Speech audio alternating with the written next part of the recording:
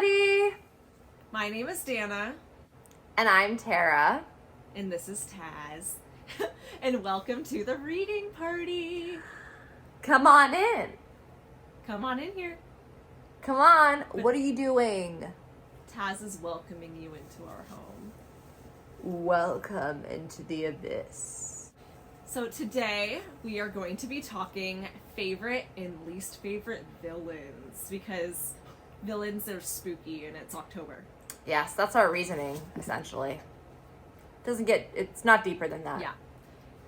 We're specifically, this could be a really long list, but because there's two of us, we're specifically going to bring up her favorite and least favorite, and I'm going to bring in my favorite and least favorite. That's what we're for sure going to do. We might talk about some other villains. Yeah, well, technically, I'm already breaking the rule, and I chose two favorite villains while you were prepping yours because I couldn't pick between them.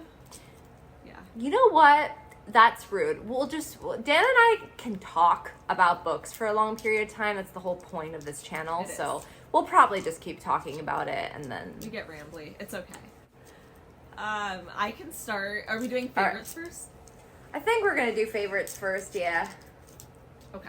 So I have two favorite villains of all time, and I think they're both from the same author, and I think they're my favorites because she just has this really amazing talent to give villains really great arcs and like redemption arcs and just make you like fall in love with them, even though they're like, without making them seem like they're doing the right thing, even though they think they're doing the right thing. Anyways, let me just jump into it. The author's V.E. Schwab. She's the queen of writing villains, in my opinion. And the two that I love are Holland from the Shades of Magic series, and Eli from the Vicious Duology. And I don't know, both of them, I love them both for the same reason. She kind of makes it like this like existential question of like why they're acting the way they are and why they're doing the things that they're doing. And in some cases, like in Eli's case, he genuinely believes that what he's doing is the right thing, whereas Holland has this kind of like tragic, traumatic backstory that she really delves into in later on in the trilogy, and it just makes you kind of fall in love with him, even though you're like, but I hated you so much at the beginning, and it's just like kind of just like tugs your heartstrings like each way. You haven't read any of Victoria Schwab's adult books, I highly recommend. I don't want to like give too much away as to why I love them, but yeah, they're just very well done, very well constructed, and I just love these books to death. So yeah. Also, I haven't read them, so I don't know, but I likely would love them because I know that Dana really loves them, and we tend to have the same taste in books. But I am yet to venture down the V.E. Schwab line, even though I met her and got a few of her books signed by her that I've yet to read. She is a wonderful, wonderful human. Definitely like one of my favorite authors of all time, so you'll probably see me cite her books a lot. I will say, I think the one thing that Tara and I will differ on in books is that she kind of prefers more like romance plot lines, like in a lot of books, whereas sometimes I'm more open to books that don't have that. And so I definitely think you'll love the Shades of Magic series. I think the Vicious Duology, I believe you would really like that one too, but because there isn't really romance in it, and honestly like, the main character is known to be asexual, so like that really isn't a big part of the book. He's like an aromantic asexual. That's not a big part of this book, so you might like it less or find it less enticing. But the Shades of Magic series has some wonderful romance between some characters, so you'll definitely like that one. Also, like, I'm sure, we're reading A Court of Silver Flames right now, and it's essentially fairy porn. So, like, a realm of a book that doesn't really have fairy porn in it it's not really in my line of sight right now. Yeah, it's pretty much like the opposite in terms of romance from fairy porn. So, but still a very, very, very good book. Anyways, what's your favorite? By the way, guys, we have not shared these things with each other. I should have prefaced this. Oh, So yeah. These are like we surprises. haven't had this conversation. Yeah, we're like surprising each other. But I feel like my favorite isn't too surprising. It is probably very basic, but I don't give a fuck. I'm a basic bitch, okay? And that's... Basic bitch. Put that on a t-shirt. That's Voldemort from the Harry Potter series by J.K. Rowling. I love Voldemort. He's a really good villain. I mean, like, I don't love him as in he's evil and I, like, wouldn't want to, like, you know, get brunch with him on Sundays. But I love the character. I think he's so complex. I'm holding up Deathly Hallows, but I particularly like him in Half-Blood Prince because we really get into his psyche and we get into his past. And, like, Harry goes into the Pensieve and not only sees, like, Voldemort through Dumbledore's point of view, but he also sees Voldemort through, like, the point of view of other people who were murdered by him or his, like, ancestors and, like, just, like, learning things like that about him. So I think he's such a well-done villain. He's so good, like, so incredible. There's a reason how he was able to keep people hooked for 7 novels over the years and have all these fans. Like, Voldemort is one of the kings of villains, in my opinion. Yeah. I mean, Voldemort is super high up there for me, too, for all the reasons you've said. I mean, he's just so classic and also, yeah, like, just so evil. Like, you said, like, would I go to brunch with these characters? No, but, well, I would go to brunch with Holland. Honestly, I would. But, yeah, I would be terrified the entire time if I went to brunch with Bellatrix, Voldemort. I think I could get away with Lucius and not totally panic.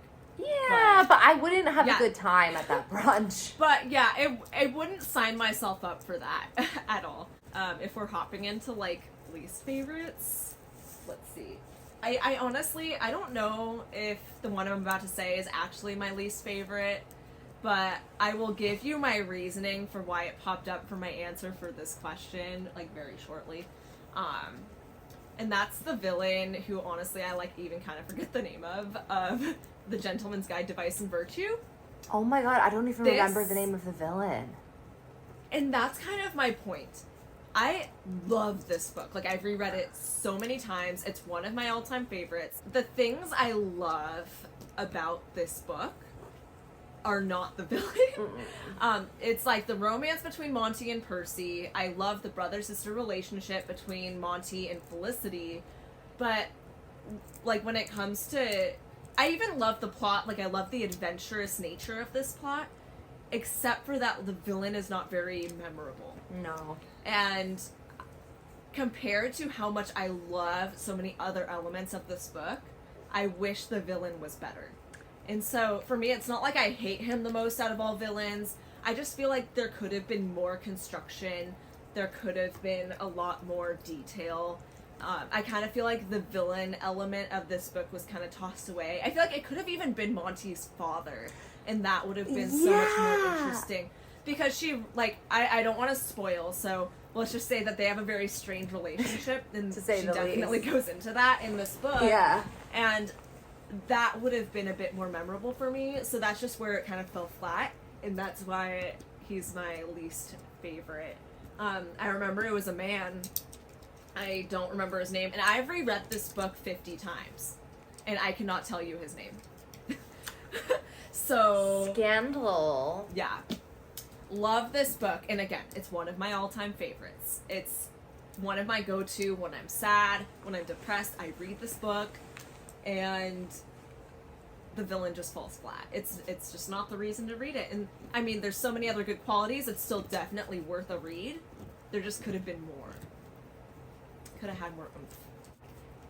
I don't know if you're going to be surprised or not, but I feel like this isn't as much of a basic bitch answer. Ooh. Not that there's anything wrong with being basic, but I feel like on BookTube, this might be a little bit shocking. Ooh, but, controversial. Let's do it. Yeah. I do not like Valentine Morgenstern from the Mortal Instruments. I can see that. He's such a pathetic villain. He's such a Voldemort wannabe. And he just does not match. I think this kind of makes sense. If Voldemort's my favorite, like a Voldemort wannabe is not. Yeah. No. It's kind of funny you No, said like- he's a Voldemort wannabe, and in my mind I'm like, except for in the movie when he's a Jack Sparrow wannabe. But I didn't even think of it that way. But he is a Voldemort wannabe. He, like, again, controversial. Some people might not like that I said this, but it is true. You know, the Mortal Instruments started out as Harry Potter fan fiction, and you can really see that in certain characters, especially Valentine, because he is very, like, he is prejudiced against downworlders the same way that Voldemort is against muggles. He thinks that downworlders have impure blood. Does that sound familiar to you? And he wants to cleanse the world of them and keep the blood pure for angel blood. Like, does that sound... Jana, does that, like, ring a bell for you? You know, it's not like they have a word or something to reference, like, impure blood. Like, it's not like they call characters mudbloods or anything as insults in the Harry Potter series. So, yeah, you and know, it's interesting. it doesn't really ring a bell for me. Muggle and mundane. I know a lot of people are very quick to defend Cassandra Clare, and I love, like, the infernal devices. Like, Yeah, not to knock Cassandra Clare, because we both definitely have loved her books in the past. yeah, it's just like, I mean, I think being on BookTube and talking about this stuff is we want to talk about books that we love and all stuff like that, but I also do want to think critically and mention, not that if you love Cassandra Clare, you're not thinking critically. I want to be very, very clear. But just from my personal viewpoint, looking at the Mortal Instruments series, I am looking at it in that manner as well, and I can't help but see the plagiarism, and it just doesn't match up because when you take from somebody else's character, you can't possibly make that character as good as their character. It just doesn't work. You know? Well, and I think the cool thing about what we're doing here is, like, we both cited characters from works and authors that we actually really like, or, like, we really like certain parts of their work, and that's, like, the cool thing is we can say, like, oh, I love Gentleman's Guide to Vice and Virtue, but it also has this flaw. Like, the villain is so not memorable. Taz, get out. Like, I can criticize things that I like as well, and, like, I have to say that the Mortal Instruments is something that was actually very hard for me to go through. I had to force myself to read a lot of the books because I found them very boring. I found, like, chapters to be extremely repetitive. I found plots to be recycled, a lot of stuff like that, and the Infernal Devices was much, much, much, much better. I did like City of Lost Souls, though, because it focused on the romance, and I felt like that's what Sarah J. Maas. That's what Cassandra Clare does best, is her romance. And I think when she attempts to bring too much plot into it, it falls flat. But that's my opinion. I mean, that could be a whole other discussion right there. Mm-hmm. But I feel like that's something that's important for me to bring up because I definitely think that as a writer as well, like, if you pull from somebody else's character, your own character will always be unconvincing to your audience. And that's kind of how I felt towards Valentine Morgenstern. And I don't know why Amarantha keeps, like, from the ACOTAR series, keeps popping up in my head for some reason, and I don't know where she leans definitely not my favorite, but definitely not like a least favorite. Even She's though like an Avatar is one of honorable my- mention of just a She's villain worth mentioning. she's an honorable mention of just a villain. Amarantha is a villain from the Court of Thorns and Roses series. She's the reason that A Court of Mist and Fury happened, and for that, I stand. Honestly, like, maybe this is controversial, but I found Amarantha, or however you pronounce her name, Amarantha, like, a better villain than the one from the rest of the series. Like, I feel like I enjoyed her as I mean, Hybern? yeah, like, I enjoyed her more as a villain than Hybern. I feel like what she did to Rhysand is a lot more disturbing. Like, Hybern was kind of just your average, typical, like, villain wanting power. Yeah, he kind of wanting to take over the world. Like, been there, done that. Amarantha was like, I have my court of nightmares, and you are going to be my slave, and everything here is just disturbing as fuck. Yeah, I I like, actually... You're more interesting to me.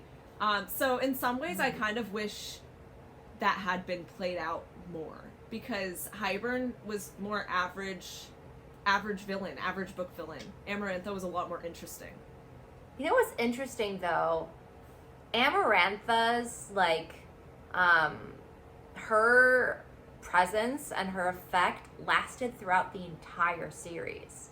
She was consistently mentioned because of the effect that she had on all the characters and their trauma, and Rhysand and Feyre. Feyre in A Court of Mist and Fury, remember when she would see, like, the color red, it would remind her of the red of Amarantha's hair? Well, and I think like, that's because she did instill more trauma. But it's more like, I think it's because she emotionally was abusive, like sexually abusive, physically abusive. Like, she was just all of the things. Like, it wasn't this one type. It was like, she was so all-encompassing in the way she distributed trauma to the characters. And so that's why it lasts so long. Yeah, and this is on, I don't know, I think I should give like a brief trigger warning for this. I'm going to talk about like what happened with Rhysand and Amarantha in the book. I'm not going to go into like spoiler detail, alert. Yeah, also spoilers. Spoiler. So like she essentially assaulted him for years and years and years under the mountain. And I think that Sarah brought up like male sexual abuse quite well in it, because in real life a lot of men don't come forward about having been sexually abused. I mean, a lot of because women they're men. don't either. Yeah, of course. So especially but like especially men though, less forward too. they're even less likely because of the whole be a man thing, and men are less likely to say that a woman abused them, you know, because of that. But she tackles this without showing any shame that a man suffered this, you know. The shame is fully on the abuser. And also Rhysand is the High Lord of the Night Court.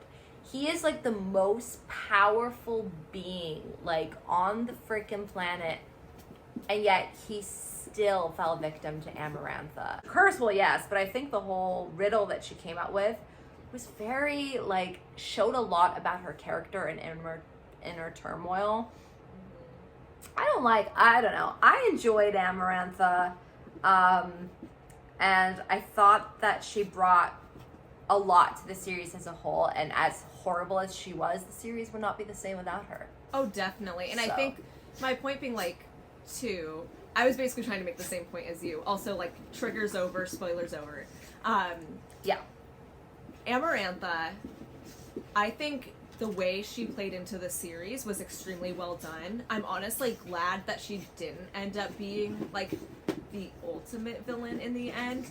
My overall point is more, though, that I find her a lot more interesting than the King of Hybern, who was meant to be, like, the big villain of the series. I think she's King a of lot Hybern was more very interesting. basic. And so I think the series would be a lot less interesting and fascinating, plot-wise, without her. Even though she's very sadistic and disturbing and awful. That's, like, the point. Camera. You guys. Anyways, Yes. that's our signal that it's time to close up. close up shop for today. But also, before you go, make sure you subscribe to our channel to see our future content. We're actually now going to hopefully be posting on Saturdays.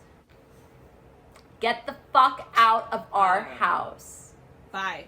Throwing you out the front door. Go live in the wild. Go do something else. Go